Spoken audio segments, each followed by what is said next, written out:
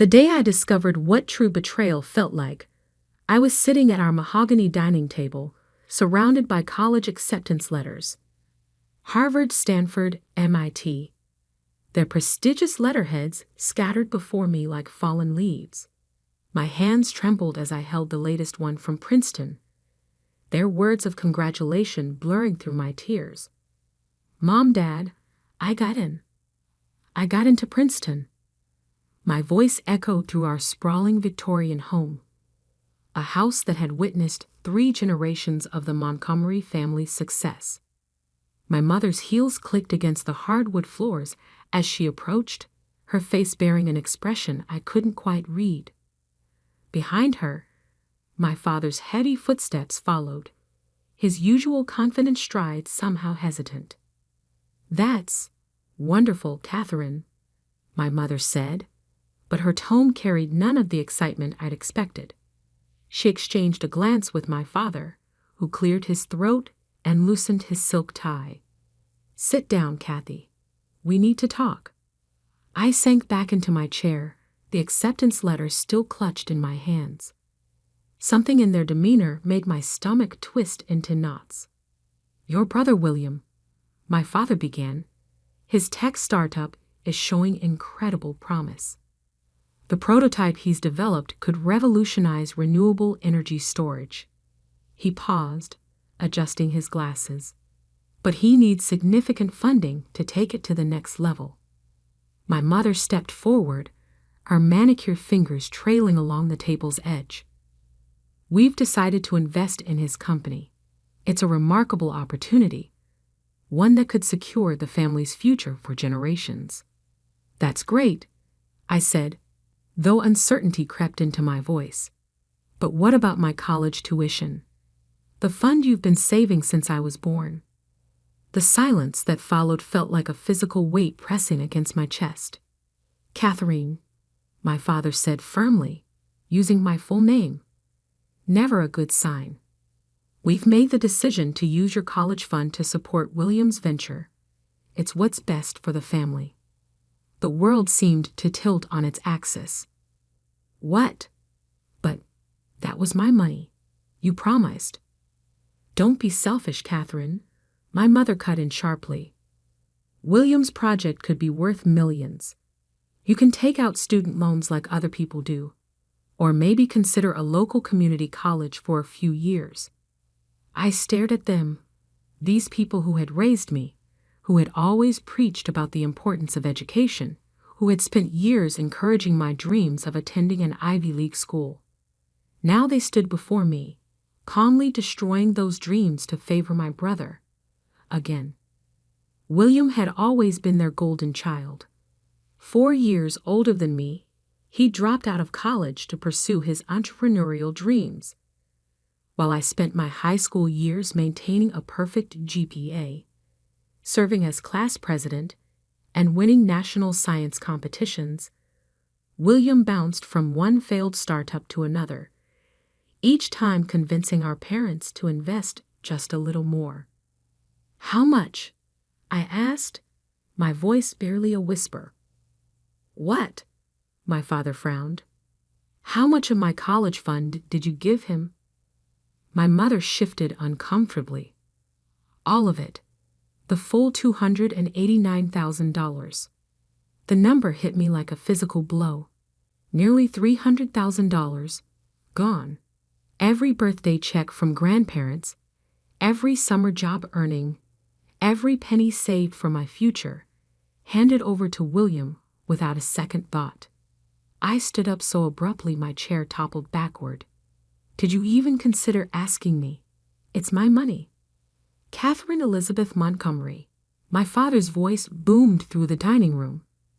"That is enough. This decision is final.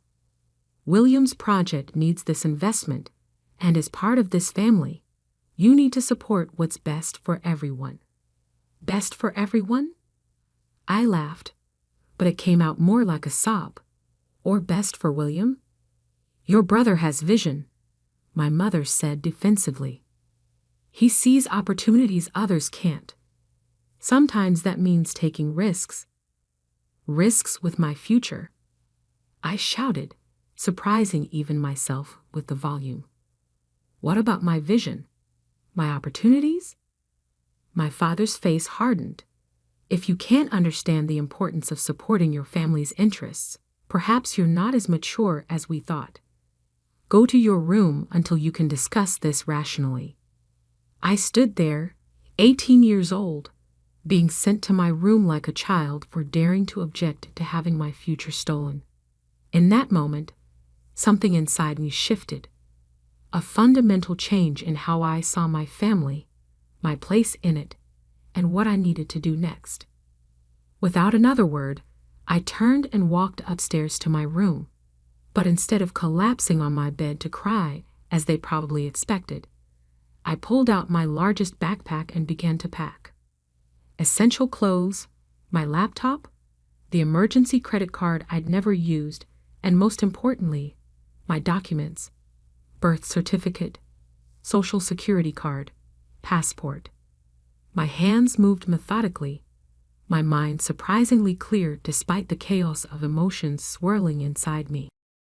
From my sock drawer, I retrieved the $200 I'd saved from my last tutoring sessions.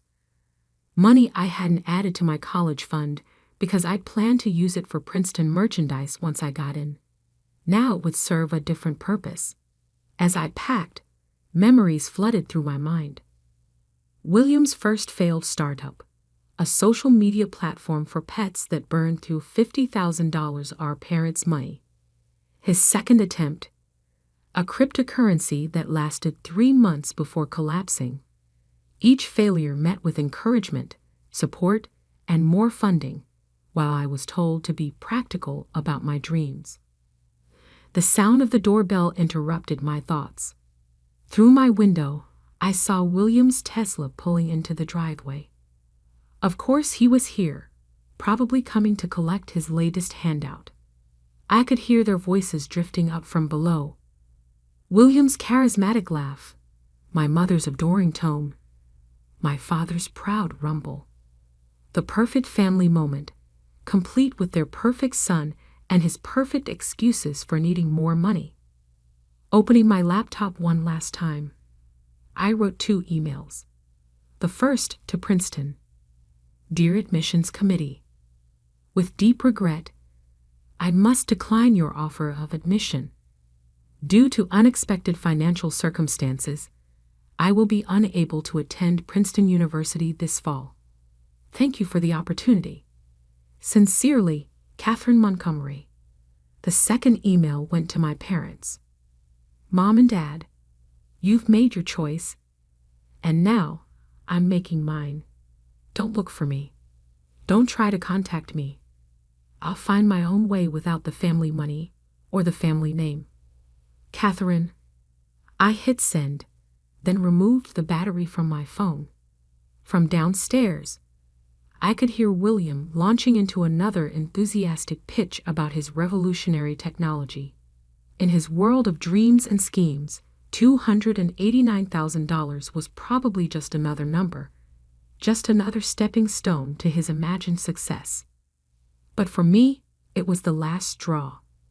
Slinging my backpack over my shoulder, I took one final look at my room, at the debate team trophies, the science fair medals, the honor roll certificates, all evidence of a life spent trying to earn the approval of parents who would always choose William first. I climbed down the trellis outside my window, something I hadn't done since I was 14. My feet hit the ground softly, and without looking back, I walked away from the Montgomery family estate. In my pocket was $200. In my head was a lifetime of straight A's and academic achievements. And in my heart was a burning determination to prove that they had made the biggest mistake of their lives. I didn't know then that 10 years later, I would be sitting across from them in a corporate boardroom, watching them pitch their failing company to potential investors, not realizing that their last hope for salvation was the daughter they had dismissed so easily. But that part of the story would come later. First, I had to build something from nothing. First, I had to become someone they would never expect their practical daughter to be. With each step away from my childhood home, my resolve strengthened. They wanted to bet everything on William. Fine. I would bet everything on myself. And I wouldn't need their $289,000 to do it. The first night of freedom tasted like cheap coffee and desperation. I sat in a 24-hour diner on the outskirts of Boston, my backpack tucked securely under my feet, watching my phone battery slowly die. Before it went dark completely, I saw 17 missed calls from my mother, 5 from my father, and 1 text from William. "Don't be dramatic, Kathy.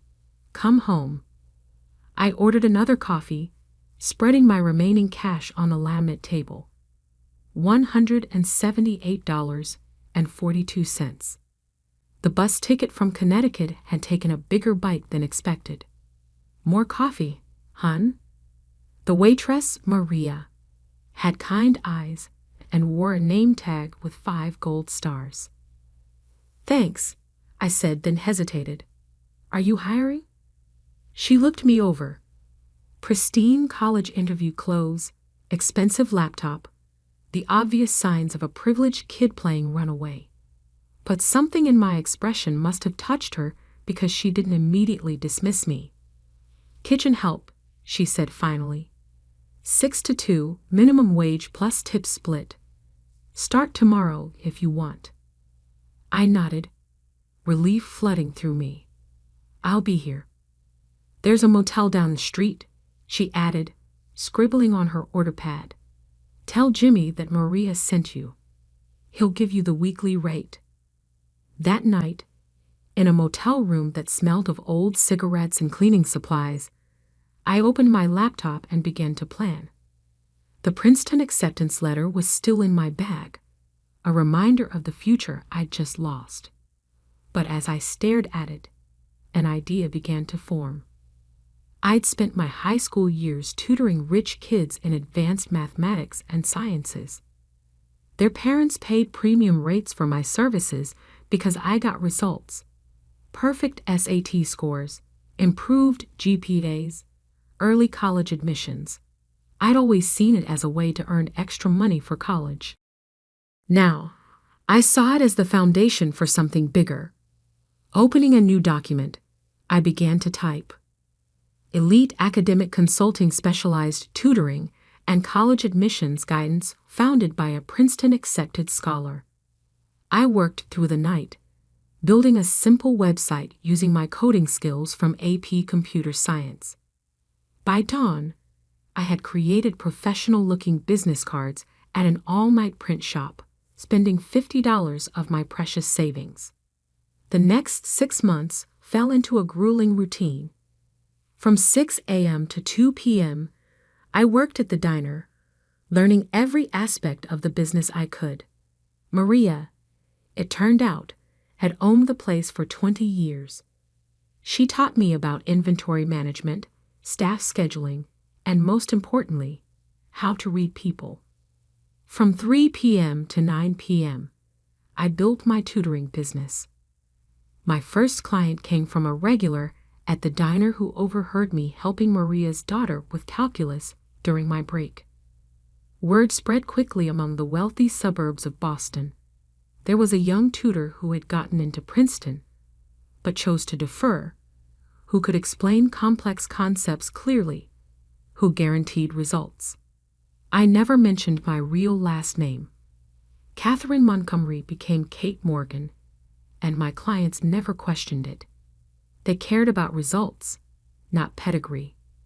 By month 3, I was making enough from tutoring to quit the diner, though I still helped Maria with her books on weekends. She'd become something between a friend and a mentor, teaching me lessons about business that no Ivy League school could match. "You're good with numbers," she said one Sunday, watching me optimize her inventory system. "But you're better with people. That's where real money is made." She was right. My tutoring clients weren't just paying for academic help. They were paying for confidence, for hope, for a chance at the future their children dreamed of. It was something I understood intimately. One day, as I was reviewing a student's college essay, his mother made an offhand comment that would change everything. If only you could clone yourself. Every parent in Boston would hire you. That night, I couldn't sleep. Clone myself? No, but I could scale. I reached out to other high-achieving students who had gotten into top colleges but chose to take gap years. Many were brilliant, but needed money, just like me. I offered them a proposition: work under my brand, use my methods, and earn 70% of the fees while I handled marketing and client acquisition. Within 2 months, Elite Academic Consulting had 10 tutors. Within 6 months, we had offices in Boston, New York, and Greenwich, Connecticut, though I carefully avoided any locations too close to my family's social circle. My first million came faster than I expected, earned through a combination of the tutoring business and strategic investments in tech stocks. I lived modestly, pouring every spare dollar into expansion. While William was probably still burning through my college fund on his latest venture, I was building something sustainable. But I knew tutoring was just the beginning. Through my wealthy clients, I began to hear whispers about investment opportunities, startups seeking funding, established companies looking for fresh perspectives. I listened, learned, and most importantly, I planned. The breakthrough came during a tutoring session with Emma Chen, daughter of tech mogul James Chen. As I helped her with advanced economics, I noticed the investment prospectus for his company, Chen Tech Solutions, lying open on his home office desk. "Dad's worried," Emma confided during our study break. "The new energy storage project is failing, but he's invested too much to back out now." Energy storage, just like William's supposed revolutionary technology. I spent that night researching Chen Tech's project, and by morning, I knew 2 things. First, their approach was fundamentally flawed, and second, I knew how to fix it. It took 3 weeks to get a meeting with James Chen, using every connection I'd built through my tutoring network. When I finally sat across from him in his corner office, he looked amused. "Miss Morgan," he said, "my daughter speaks highly of you. But what makes you think you understand energy storage technology?" I opened my laptop and began my presentation. 4 hours later, he wasn't smiling anymore. Instead, he was offering me a partnership. 30% stake, he said, if you can deliver what you're promising. I countered with 40% and full control of the technical development. He agreed. 6 months later, Chen Tech's new energy storage system was revolutionizing the industry. The technology that William had dreamed of creating, I had actually built, though under a different name and with a different company. My net worth jumped to 9 figures overnight. But I wasn't done. Using Chen Tech's success as a springboard, I began acquiring struggling tech companies, particularly in the energy sector. Each acquisition was done through shell companies and holding firms, always keeping the name Catherine Morgan separate from the growing business empire. I hired the best lawyers and accountants to create a labyrinth of corporations that all led back to Morgan Enterprises, my private holding company. To the outside world, Morgan Enterprises was run by a reclusive CEO who never gave interviews or appeared in public. Years passed. My empire grew.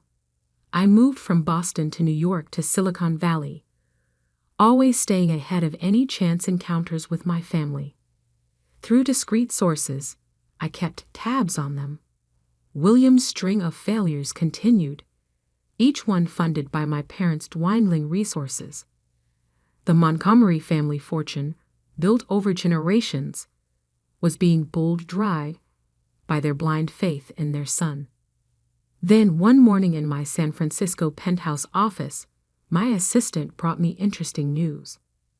Montgomery Technologies is looking for investors, she said, placing the report on my desk.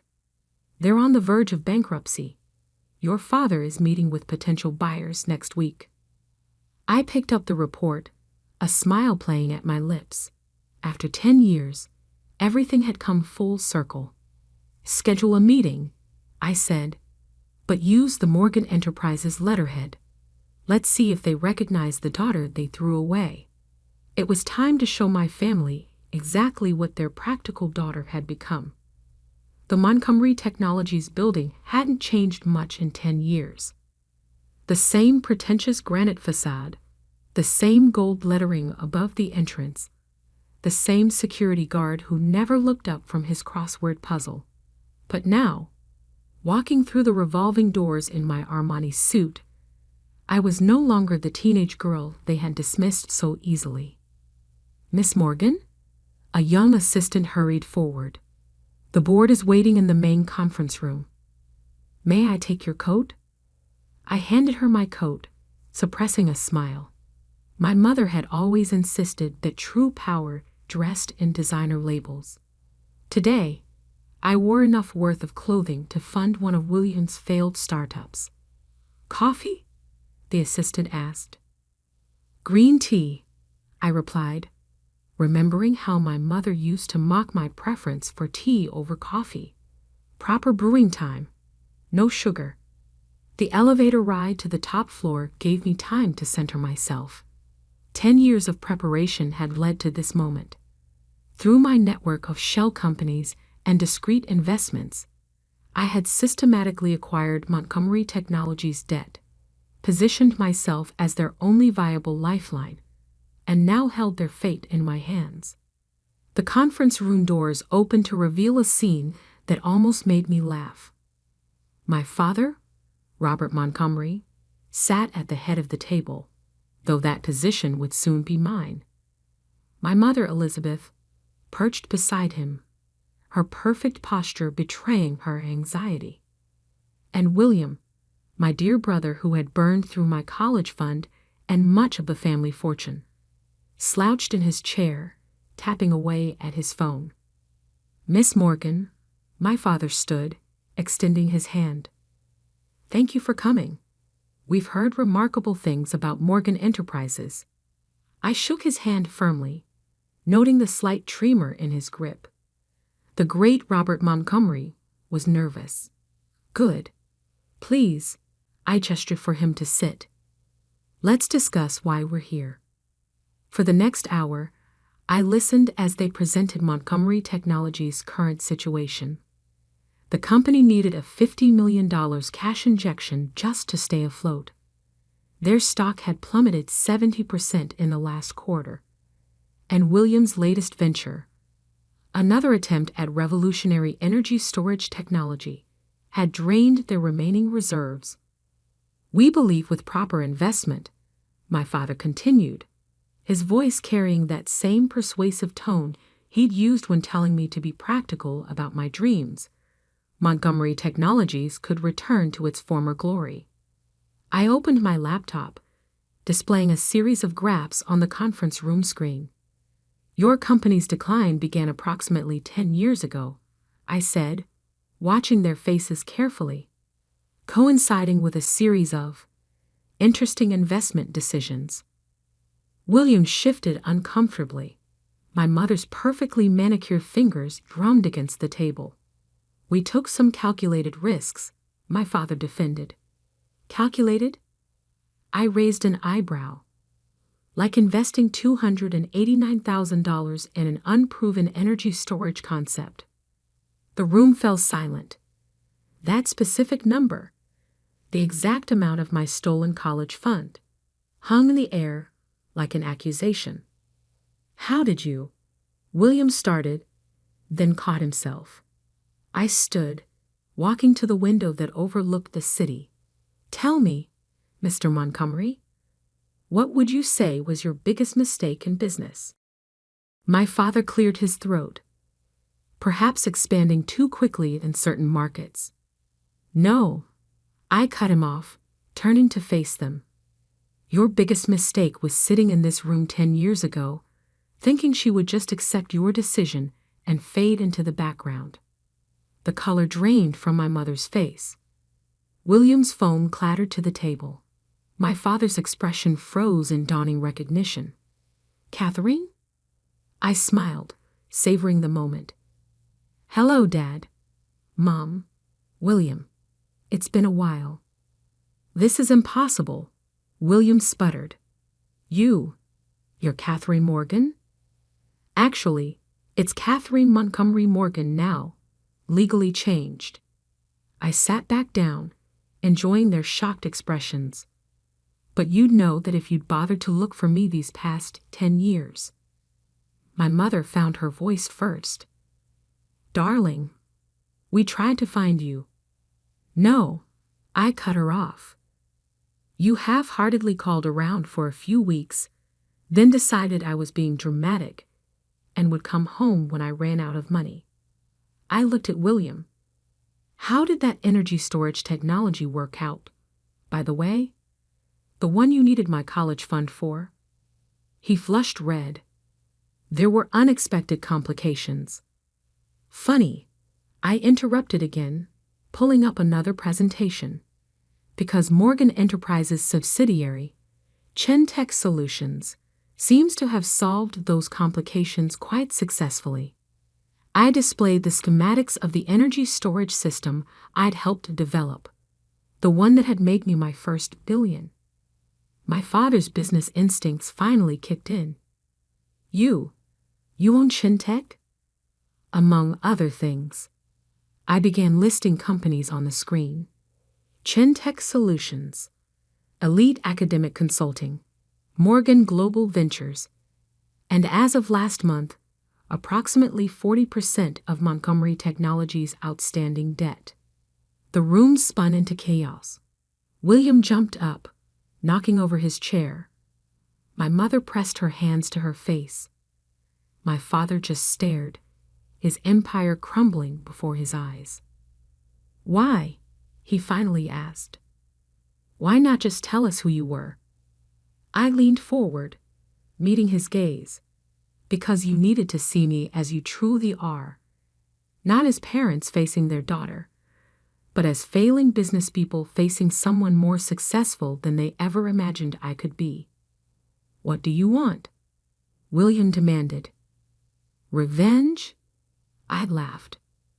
Revenge? Brother dear, if I wanted revenge, I would have bought this company 6 months ago and fired you all immediately. I stood, straightening my suit. No. What I want is to fix what you broke. What does that mean? My mother asked quietly.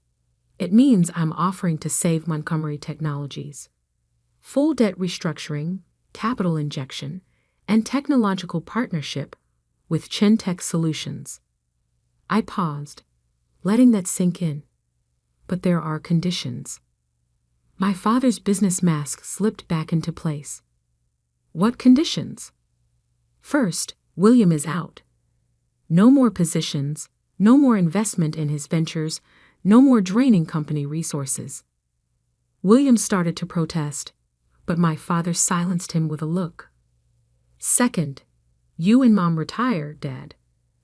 The company needs new leadership, not nostalgic devotion to failed strategies. And third? My mother asked, her voice barely a whisper. Third, I smiled, you all admit that sending me away was the best thing you ever did for me. Because everything I built without the Montgomery name, without the family connections, and without your money. Silence fell over the room. My father looked at the empire I'd built, displayed on the screen behind me. My mother's eyes filled with tears. Whether from pride or regret, I couldn't tell. William slumped in his chair, finally confronting the reality that his younger sister had achieved everything he'd failed to do. Do we have a deal? I asked, knowing the answer before they spoke. My father nodded slowly. We do, Miss Morgan. Good. I gathered my things, preparing to leave. The papers will be drawn up by tomorrow. Oh, and Mom. I paused at the door. The local community college you suggested. They're one of my charitable foundation's biggest beneficiaries now. Turns out practical decisions can lead to extraordinary results. I walked out of the conference room, out of the building that had once represented everything I couldn't have, and into the waiting car where Maria, my first boss, now my company's chief operating officer, waited. How did it go? She asked, handing me a perfectly brewed green tea. Exactly as planned, I replied, taking a sip. Though I think I'll keep the diner story out of the official company history. She laughed. Are you sure about this? Saving their company after everything they did. I looked back at the Montgomery Technologies building, thinking about the scared 18-year-old girl who had left home with just $200 and a determination to prove herself. You know what I learned in that diner, Maria? Sometimes the best revenge isn't destroying what others built. It's building something so much greater that they're forced to acknowledge their own mistakes. And did they? I smiled, thinking of my father's face when he realized who I was, of my mother's tears, of William's final defeat. They will. Every time they see the new company letterhead, Montgomery Morgan Technologies. You're keeping the Montgomery name. Of course, I said, opening my laptop to check the markets. After all, I did promise to support the family business. I just did it my way. As we drove through the city, past the skyscrapers and offices that had once seemed so far out of reach, I thought about that acceptance letter to Princeton, still preserved in my office. I had framed it alongside my first business license, my first $1 million contract, and a simple name tag that read Kate, server, from a certain 24-hour diner. Sometimes the best future isn't the one that's planned for you, but the one you build for yourself. $1 at a time. One dream at a time. One victory at a time. And sometimes, just sometimes, $200 and an unwavering belief in yourself is worth more than all the family fortunes in the world.